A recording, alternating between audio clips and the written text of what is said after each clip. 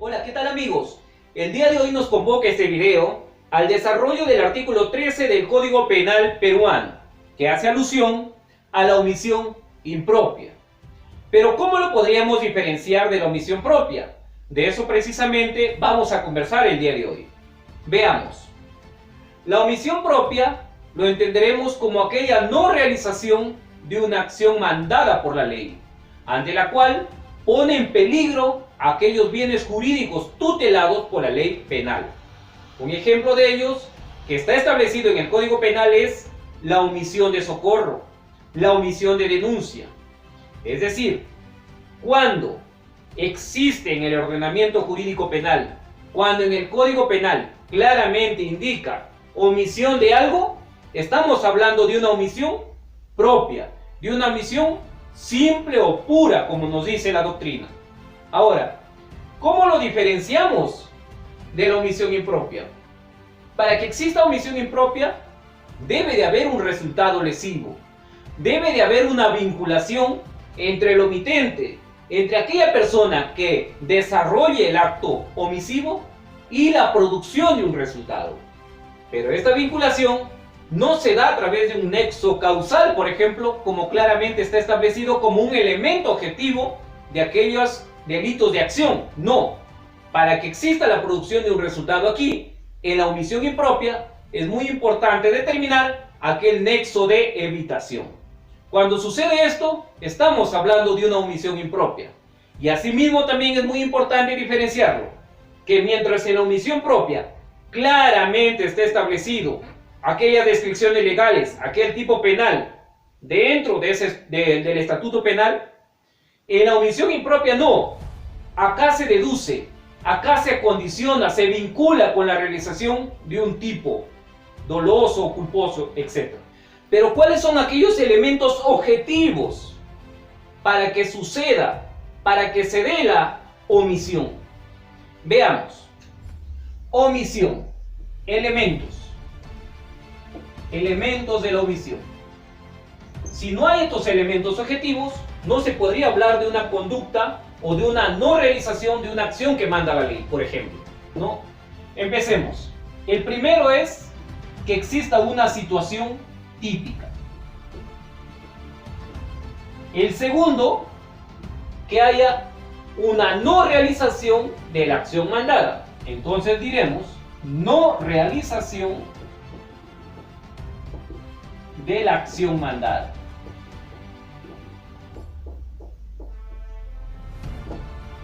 El tercer elemento para que se dé la omisión es la posibilidad material de realizar esa acción.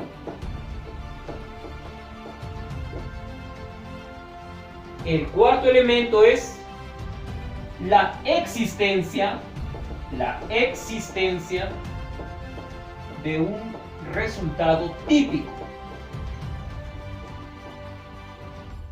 El quinto elemento es el nexo de evitación. Nexo de evitación. Ustedes recordarán que uno de los elementos objetivos fundamental de la tipicidad en los delitos de acción es el nexo de conexión, el nexo causal, ¿no? Mientras que en los delitos de omisión tiene que haber un nexo de evitación. Para la acción es el nexo causal y para la omisión es el nexo de evitación. Un sexto elemento es la posición de garante. La posición de garante. Acá obviamente vamos a ver aquel derecho de protección en estricto de los bienes jurídicos tutelados por la ley penal y también aquel deber de control de una fuente de peligro. Cuando vamos a desarrollar más adelante cada uno de los elementos lo voy a explicar. Ahora, de estos 6 elementos, ¿cuáles pertenecen a la omisión propia y cuáles a la impropia? Veamos.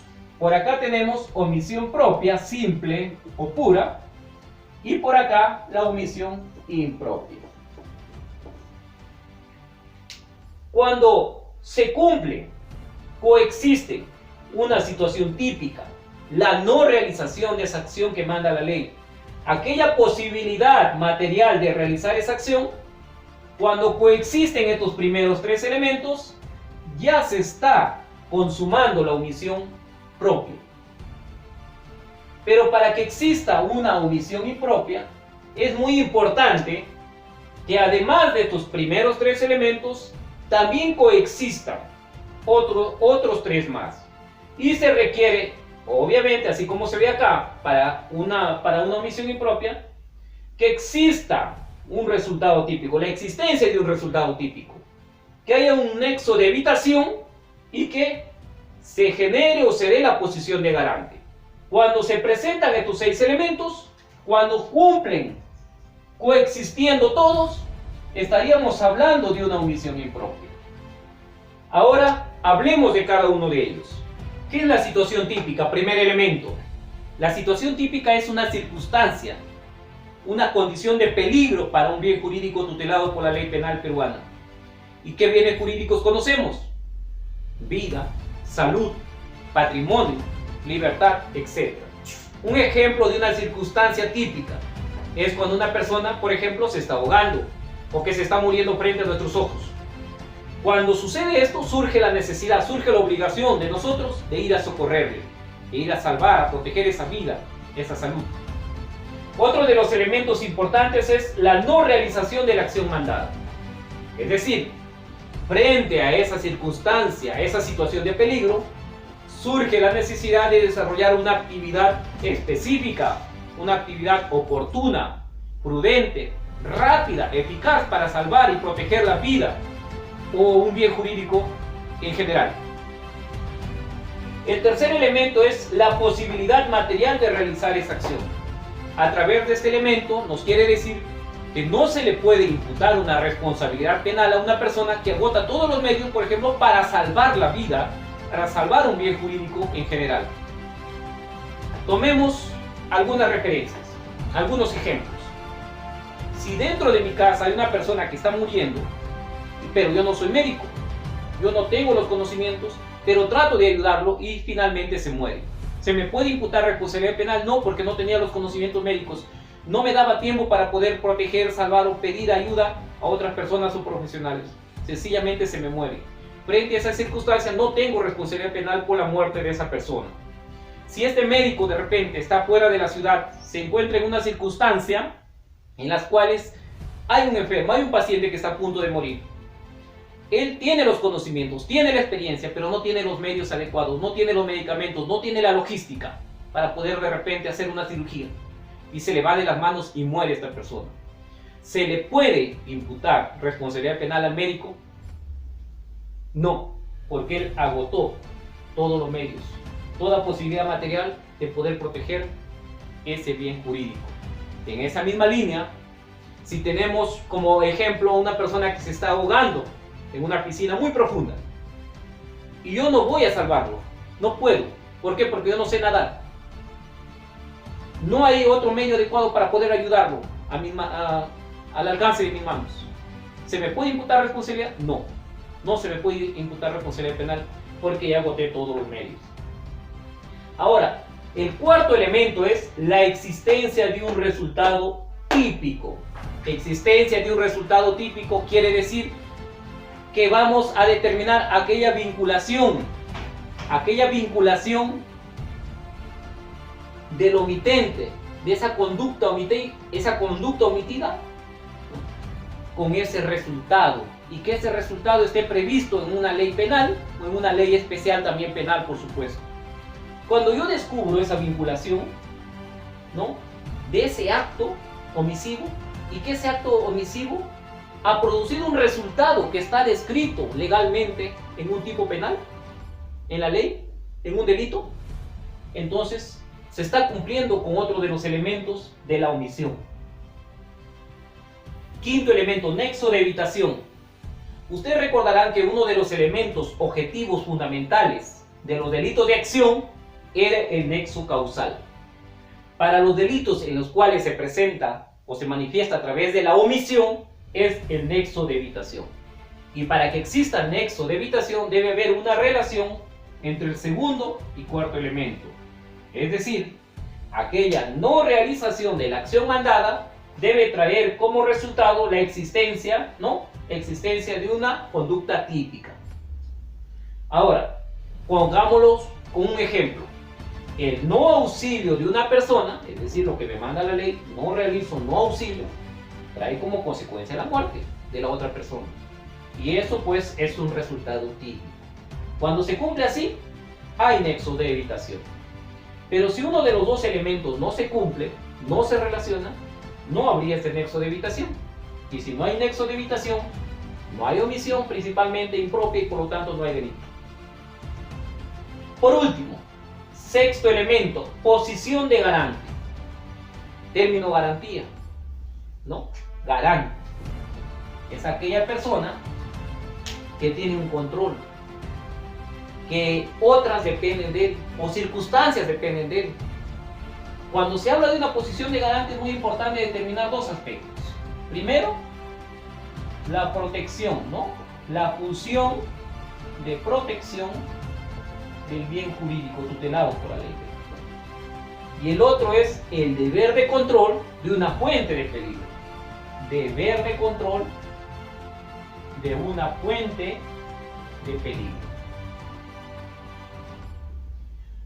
Cuando se habla, y es un elemento fundamental también dentro de la omisión impropia a la posición de garante, es aquella función de protección que está relacionada, por ejemplo, con una vinculación familiar. Padre e hijo. Madre e hijo. Es decir, una persona se sobreentiende, hay esa expectativa de que si es un papá o una mamá, va a socorrer, va a salvar la vida de su hijo. Y se puede dar un caso en el cual una mamá, por ejemplo, a su hijito no lo da de lactar, no le da de comer, y este niño muere por inanición. ¿Qué quiere decir? Ella era una garante de su vida, y por lo tanto responde con omisión impropia. O de repente, cuando hablamos en una circunstancia de comunidad de peligro, vemos a varias personas que van de excursión, van de turismo, van de caza, etc. Se sobreentiende que hay esa expectativa que si uno está en peligro, el resto debe socorrerlo. Por lo tanto, hay esa comunidad de peligro como elemento fundamental de la función de protección y los ponen en posición también de garantes. Ahora, la posición de garante también se da cuando hay un deber de control de una fuente de peligro. Y ese deber de control es cuando nosotros somos garantía de terceros, de personas ajenas a nosotros, en las cuales pues tenemos que proteger. Ese deber de control se da en tres aspectos importantes. El primero es en la protección del propio ámbito de dominio nosotros. Esa protección en las cuales nosotros tenemos ese control máximo, superior, para proteger a terceros. Un ejemplo sería cuando una persona tiene un perro, ya sea Pitbull, ya sea Rottweiler, perros peligrosísimos, y sabemos que atacan a personas, y nosotros lo dejamos en la calle. Lo permitimos que de repente se vaya por el parque y ataque a un niño o un anciano y lo despedace, lo desangre, lo hiera o lo mate. ¿Tenemos responsabilidad nosotros? ¿Responsabilidad penal? Claro que sí. ¿Por qué? Porque se supone que nosotros somos garantes de esa fuente de peligro. Nosotros tenemos ese deber de control, de esa fuente de peligro. Otro aspecto de esta característica sería cuando hay una responsabilidad por la conducta de terceros. Por esa conducta de personas que están bajo nuestro cuidado y que somos garantes. Hay personas que dentro de su casa tienen algunos familiares que tienen problemas mentales y que estas personas son muy agresivas y saben perfectamente que si los dejan en la calle van a atacar, van a herir, van a matar a otra persona, van a destruir, por ejemplo, propiedad privada. Si sucede esto, no, yo sé que soy garante de esta persona, yo sé que está bajo mi cuidado y lo dejo salir y esta persona causa una lesión a un bien jurídico, yo soy responsable, se me puede imputar una responsabilidad penal. ¿Por qué? Porque no cuidé, no garanticé a terceros, no garanticé la protección de sus bienes jurídicos. Y un tercer aspecto dentro de ese deber de control es el actuar precedente o la actuación precedente. Por ejemplo, yo soy el conductor de un automóvil, estoy yendo por una autopista y por ahí pasa un ciclista y me lo arrollo, me lo tiro al piso, lo hiero. Y sé perfectamente que esta persona se está desangrando y que necesita de mi ayuda. Y yo, en lugar de socorrerlo, huyo. Y esto seguramente alguno diría: no, pero esto configura dentro de un tipo penal del abandono, ¿no?, en accidente de tránsito. Pero si lo enmarcamos dentro de un tipo de homicidio impropio, calificaría este actual precedente. Y esto lo menciona bastante la doctrina. ¿Por qué? Porque antes de ese socorro en el cual yo debería hacerlo, yo debería preocuparme por esa persona, alguien lo generó una conducta típica para que se dé ese acto, se dé ese daño, y en la cual yo debía ser garante y protegerlo a esa persona, proteger su salud, su vida. Entonces, cuando se cumplen estos mini presupuestos de la función de protección de los bienes jurídicos y el deber de control, ¿no?, de una fuente de peligro, estamos hablando de una garantía, estamos hablando de una posición de garante, en las cuales nosotros tenemos que cumplir, tenemos que cuidar. Pero si se da todo lo contrario, sencillamente se está desarrollando un elemento más de la omisión. Y específicamente, como les dije, de la omisión impropia. Porque estos tres últimos elementos formaban parte, no coexistían para que se dé la omisión impropia.